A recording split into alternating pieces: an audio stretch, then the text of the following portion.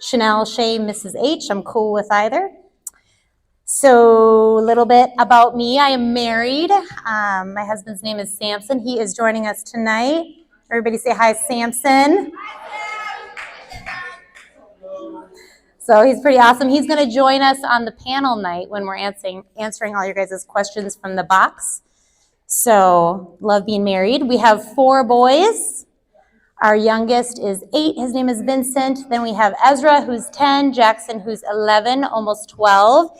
He's going to be joining us up in youth in just a few months.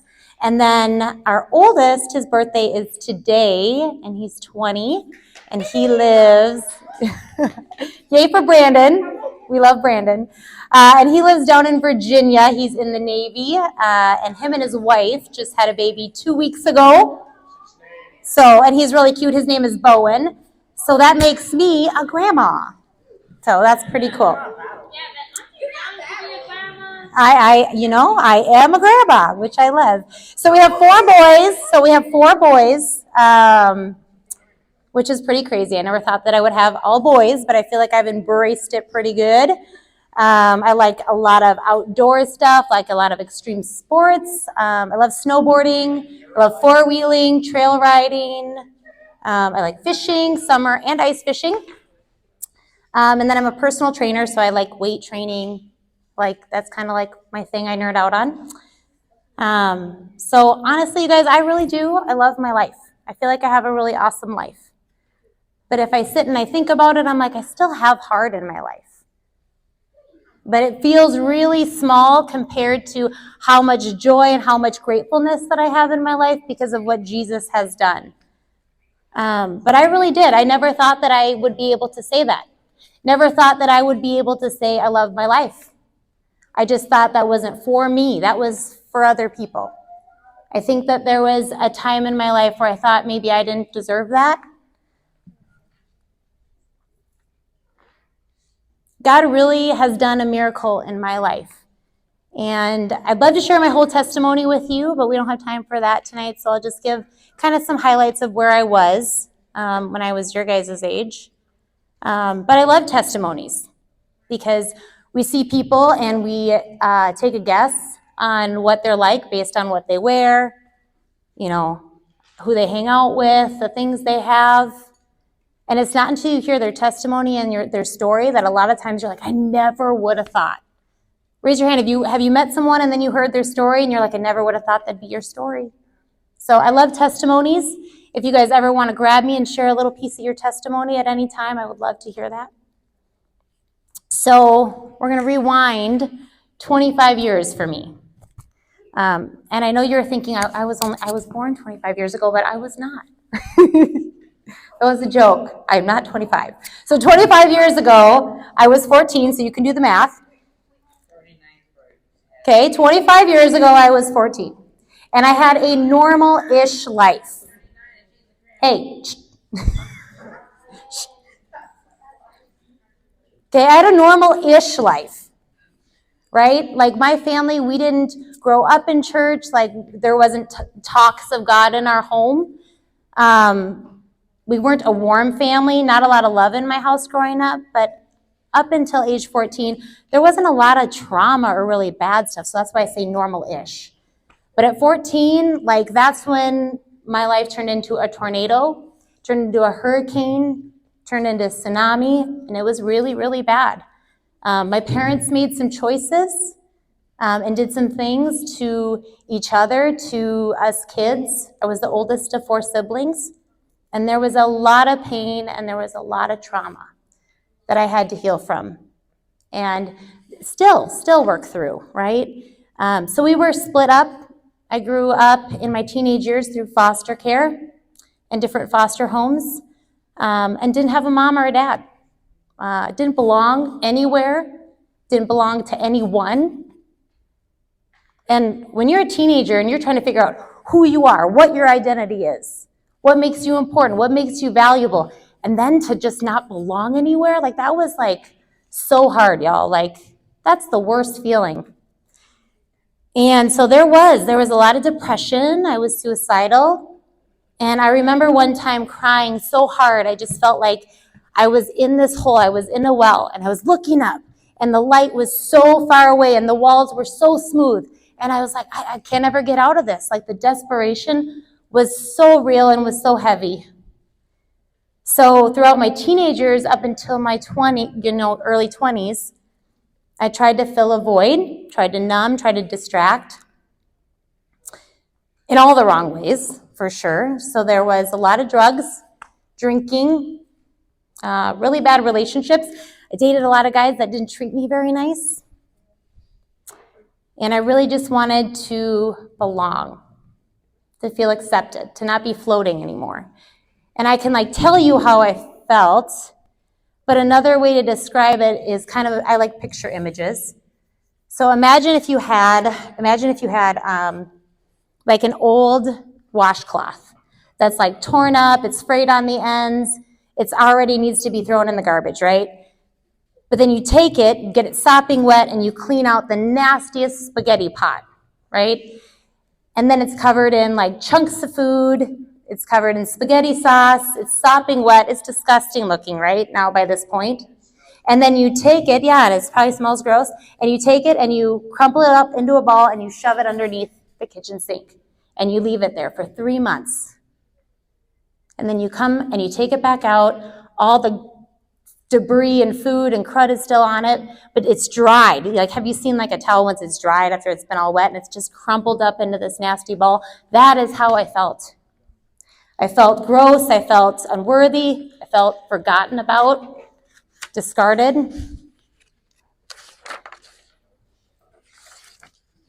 And then at 24, I met Jesus. What does that mean? Okay, so we've heard met Jesus, salvation, saved, gave my life to, born again, right? There's a lot of terms. And what that meant for me is that I really knew at my core that Jesus was truth. I just knew it and I felt it. And I knew that I was separated from God and that Jesus died for me. He was the bridge for me to be able to have a relationship with God. And so I accepted him. I said, I want you to come in and be part of my life. And that was all by myself at 24 in my bedroom, a snotty mess, saying, this is too heavy. I don't want to do this by myself anymore. And that's what salvation looked like for me. And it can look a lot of different ways. I know that that's not everybody's story. A lot of you guys are growing up in the church, right? And sometimes you can get complacent, and sometimes your faith can be something that's like an extension of your parents. I know for my husband, that was the case for him. He's a PK, he's a pastor's kid. He's Pastor Mike's son. So he grew up, he knew all the things, he had all of the Bible knowledge, but it wasn't personal for him until he was 25, right? 25 years old in church, and just was, boom, confronted with the truth of Jesus, and turned to his mom and just cried in his mom's arms. So it can look a lot of different ways. And for me, I was transformed. Jesus transformed the way I thought. He transformed the way I lived. And it wasn't because I had to. It wasn't like I felt like, well, now I got to be a Christian, so I got to fit in this box, and I have to. It was because I wanted to. Here's Jesus, and he tells me, you are not forgotten about. You're worthy, and you belong to me. You've always belonged to me. So for me, I'm like, oh my gosh, this love is so insane. I want to be around him. I want to be like him. So that whole, I don't know if you guys have heard about that being washed clean, that's what Jesus, that's what happens to us when we get saved. And so for me, that was so true. Especially with that mental image of the dirty rag, right? Being washed, being new. Because a lot of times when I talk about things that I did before I knew Jesus, that I used to feel a lot of shame about, it almost feels like I'm talking about somebody else. I feel that new, that different. So we're in this whole series about the naked truth, right? We're talking about sex, we're talking about relationships, boundaries. So love, obviously, is a really relevant topic. And for me, the greatest love story of my life is my walk with Jesus. And you. And you. But the greatest love story of my life is my walk with Jesus. And I know that the greatest story of your life can be your walk with Jesus. Whether it hasn't begun yet, maybe you haven't made that decision, or maybe you're like a couple blocks into your walk, or maybe you've been doing it for a long time, okay? It's going to be the greatest love story of your life. Let me tell you why. You could think of the kindest, most thoughtful, most caring person that you know, and they are not capable. They are not capable of loving you the way that Jesus does. They're not designed to. They're just not designed to. They can't love you the way that Jesus does. I said does. I didn't say the way he can. I didn't say the way he will. The way he does right now. And listen, I'm a pretty good person. Like, I'm honest. I'm kind. Am I perfect? No. And I know you guys would say the same thing, right? You're a pretty good person. You're honest. You're kind. You're thoughtful. I've seen you guys share snacks. Okay? But if I were to take every single thought of my own, where I was selfish, arrogant, judgmental, all of my failings, whether they came out of my mouth or I just thought them in my head, and I were to put them on a playback reel and have a bunch of people watch it, they would cringe. They would make judgments about me. They would step back, not all of them, but some of them, they'd dislike me. Jesus sees the playback reel. He sees the playback reel of my life. He sees the playback reel of your life. He doesn't cringe. He doesn't give you a dirty look, and he doesn't step away. When you screw up, he steps towards you. He doesn't cringe. When you screw up, he steps towards you. There is no one that can love you the way that Jesus does. And my husband is great. He's really great. He's my other half. He finishes my sentences. He makes me laugh till I cry, but he still cannot fill my God space. He just can't. And I wish I would have known that when I was your guys' age. Would have saved me a lot of heartache. I wish I would have known that. God placed a knowledge and a longing in you when he created you. It's there. And when we try to fill it, whether consciously or unconsciously, in the wrong ways, okay, we might get temporarily distracted, but at the end of the day, when things get quiet, that void is still going to be there. And we're going to end up feeling lonely, misunderstood. That longing is still going to be there. Whether you're a believer or not. Whether you're not a believer in Jesus yet and you're trying to fill that space, or whether you are a believer. Because even if you're a believer, we can get distracted. Maybe we're not spending time with Jesus. And all of a sudden, we're trying to find our worth, our value, our importance in the wrong things. Right? I'm going to read a verse to you guys out of Ephesians 3:14 through 19. And I know we usually use the NIV version. This is the NLT version. It reads a little bit differently, but I like it. When I think of all of this, this is Paul talking. When I think of all this, I fall to my knees and pray to the Father, the creator of everything in heaven and on earth. I pray that from his glorious, unlimited resources, that he will empower you with inner strength through his Spirit. Then Christ will make his home in your hearts as you trust in him. Your roots will grow down into God's love and keep you strong. This is my favorite part. And may you have the power to understand, as all God's people should, how wide, how long, how high, and how deep his love is. May you experience the love of Christ, though it is too great to understand fully. Then you will be made complete with all the fullness of life and the power that comes from God. So for me, it's saying, his love is so wide, it's so big, it's so deep, and he wants you to grasp that. But beyond that, he says, even when you do, you still won't be able to comprehend how big, how wide, how deep his love for you is. Right?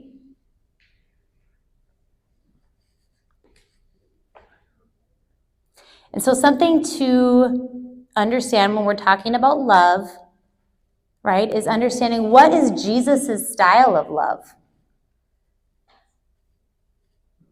Free will.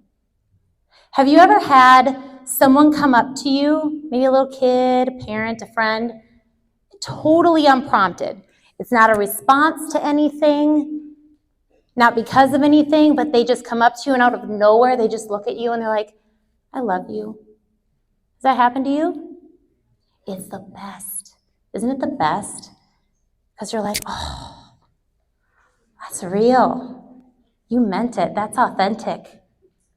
That's the kind of love that Jesus wants to have with us. So he gives us free will. That's why there's that whole, hey, Jesus stands at the door and knocks. That longing is put in you, but you get to decide.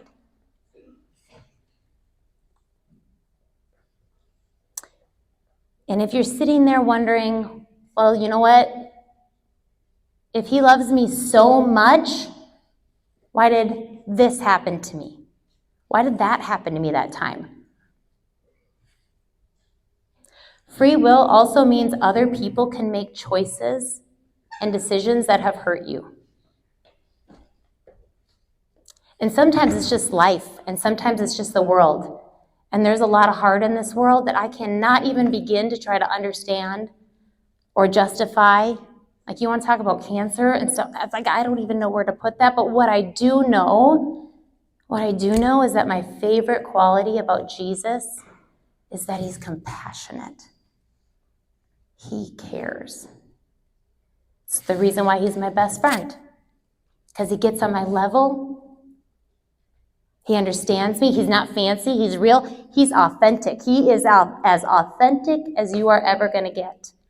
I want to make sure that you guys leave here with something. I really want you to hear me. So I know this is going to be a little weird, but I want you to close your eyes. I want you all to close your eyes for a second. And I want you to imagine that Jesus is sitting in front of you. Like your knees are touching. He's sitting right in front of you, and you're looking into his eyes, and he's looking into your eyes. And this is not theology. This is not taken from the Bible, but this is just my own belief. Keep your eyes closed. Is that Jesus would look at you and say, that time that you felt like you weren't good enough, that time you felt like you didn't fit in, that you felt discarded, that time that you felt like you were forgotten about, every time that you felt like you weren't worthy or that you didn't measure up, every single time that you felt helpless and that you felt brokenhearted, I did too. Every time that you felt brokenhearted, I did too. Because I love you. Because you're precious to me. Because you're my treasure. Jesus is compassionate. Y'all can open your eyes.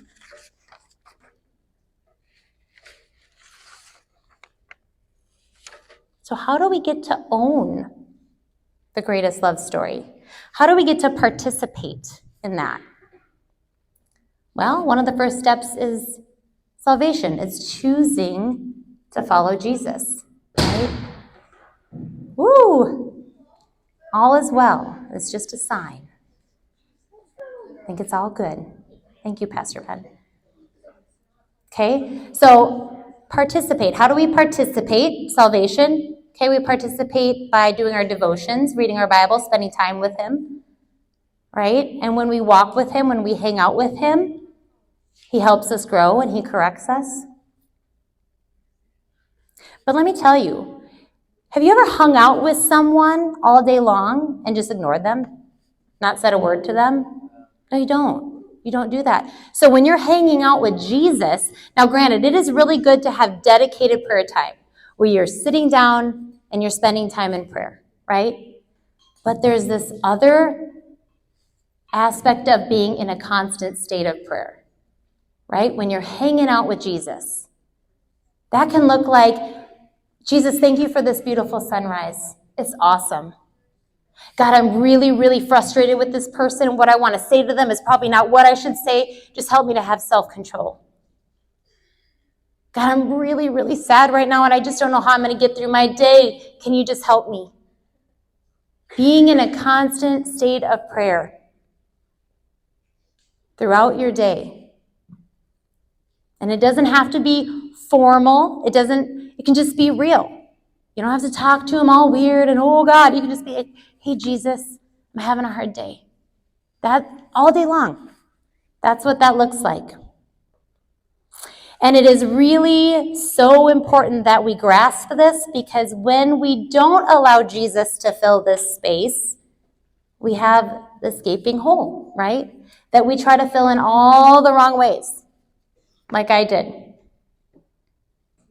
And no matter how great another person is, no matter how great a relationship is, right, they aren't designed to fill that space. Sometimes we don't do it with relationships. Sometimes we do it with other things, right? Food, our phones, video games. But this is for you guys. This relationship is for you. And it doesn't have to be flowery. It doesn't have to be corny. If you're like a guy sitting here, I've raised 4 boys. If you're a guy sitting here and you're like, this sounds so mushy, it doesn't have to be like that. God knows you. If you're not a mushy person, okay, he made you, he knows you, you are unique. You are the only one like you. Caleb, you are the only Caleb. You are the only Caleb. I mean, someone else might have your name, but you're the only Caleb. You are the only Isaac. God knows you, so he's going to do personal relationship with you. The way he talks with me, his sense of humor with me, how he gets my attention, is going to be very different than the way he does it with Pastor Ben. Same God. God is the same, but he does personal relationship. And he wants to do life with you. Okay? So, depending on what place you're at, right? You could be at 3 different places, right? Maybe you haven't decided that you want to do life with Jesus. Maybe you just have questions. Maybe you're confused. Maybe you're frustrated. That's okay. That's okay to be in that place. We're here for you. Maybe you're like, oh my gosh, I don't know, this sounds really good. I want to give my life to Jesus. Maybe that's where you're at. Maybe you have been walking with Jesus for a long time, but maybe you're not, I don't know, as committed. Maybe it's an extension of your parents. Maybe it isn't your own. Maybe it's not personal yet. Or maybe your relationship with God is going really, really great. But there's always more. There's always more. And God wants to use you. Okay? God wants to use you. And don't for a second even think that God's not going to use you because you're young. Because God does really, really amazing things with young people. So tonight, as we wrap up, we are going to have some music on, and we're going to have the adult leaders kind of spaced out, and we would love to be able to pray with you guys. What I am going to ask, though, is that you guys really honor each other. This is a really personal, intimate time, so I'm going to ask that you guys honor each other. If you don't want to worship, if you don't want to pray, that's okay, but I do hope that you be quiet, because God has something for you, and you won't hear him, if you're not quiet. Okay, but we would love to pray for you guys because the adult leaders here, we're all here because we really, really know with every fiber in our being that God has a plan and a purpose for your life. So I'm going to close in prayer, and then whether you guys want to pray for each other, maybe you want to come up and get prayer, maybe you just want to worship, that's wonderful. Jesus, I just thank you.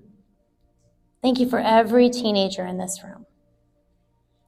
Lord, I pray that you would just sing over them, that you have a plan, Father, that you have a purpose for their life. Father, I thank you for all the adult leaders in this room. We thank you for Pastor Ben. Jesus, and I just thank you so much for your love for us, how pure it is, how wide it is, how deep it is. Lord, and I just pray that any awkwardness in this room would leave right now, and that the Holy Spirit would just be so thick in this room that there would be no embarrassment. Lord, that there would be a spirit of vulnerability and openness to receive what you have for us. And I just pray and I thank you for the mighty things that you're going to do in this room tonight. We give you thanks, Jesus. Amen.